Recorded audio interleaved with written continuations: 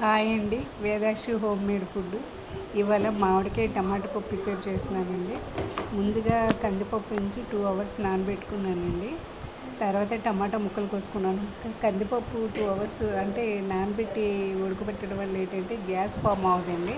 అలాగే ఒక మామిడికాయ తీసుకున్నానండి. కందిపప్పు ఉడుకుతుండగా అందులో టమాటాలు వేసుకున్నానండి. వేసుకుని ఇప్పుడు మామిడికాయ ఇంచి తొక్క తీసేసి దాన్ని తురిమేనండి. ఇదిగోండి, ఇందులోని తపాల్లోని ఉల్లిపాయలు, ఆవాలు, జీలకర్ర, ఎండుమిర్చి, అల్లం వెల్లుల్లి పేస్టు వేసుకొని కొంచెం ఉప్పు వేసుకున్నానండి. ఉప్పు వేసుకొని కొంచెం పచ్చివాసన పోయేదాకా వేసానండి.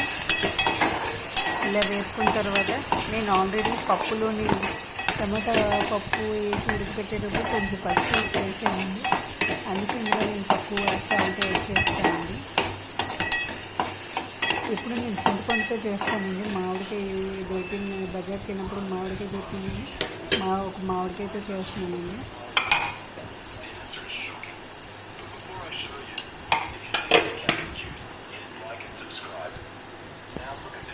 ఇదిగోండి, ఇప్పుడు తురిమి వేస్తున్నాను. తురిమి వేసి బాగా కలుపుతానండి.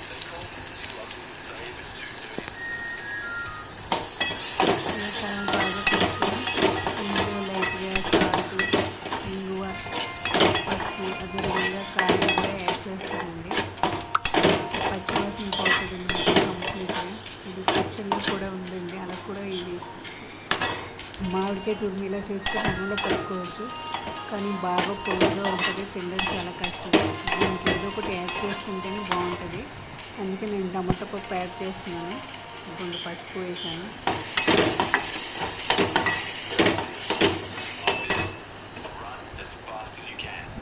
కారం,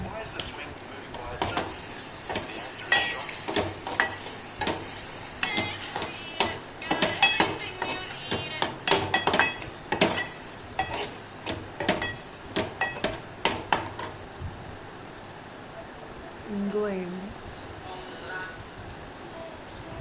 లాస్ట్లో ఉడికిన తర్వాత కంప్లీట్గా అయిపోయిన ప్రాసెస్ తర్వాత పొయ్యి మీద ఉంటున్న వాసన చూస్తే చాలా మంచి స్మెల్ వస్తుంది.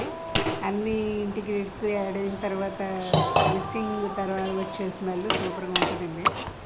ఇది ఇప్పుడు మనకి కొంచెం ఉడకాలండి. ఈ టమాటా పప్పు కూడా ఈ మామిడి తురుము పేస్ట్ చేసుకొని తాలింపు వేసుకున్న దాంతో ఇందులో కలిపిన తర్వాత కొంచెం ఉడకాలి. ఉడికితే ఈ టమాటా పప్పుకి టేస్ట్ వస్తుంది. అన్ని పులుపు అన్నీ కలుస్తాయి. ఇదిగోండి, ఆల్మోస్ట్ అయిపోయింది. కానీ ముందు అనుకున్నప్పుడు మామిడికాయ పెద్ద పులుపు ఉండదేమో అనుకొని మామిడికాయ తురిమేయండి. కానీ చాలా పుల్లగా ఉంది పప్పుకి. సాల్ట్ మళ్ళీ యాడ్ చేస్తాను, అయినా పులుపు ఉంది. కొంచెం పులుపు ఎక్కువైందని ఇది పప్పు. దానికి కొంచెం కందిపప్పు ఎక్కువ యాడ్ చేస్తే బాగుంది. Thank you for watching.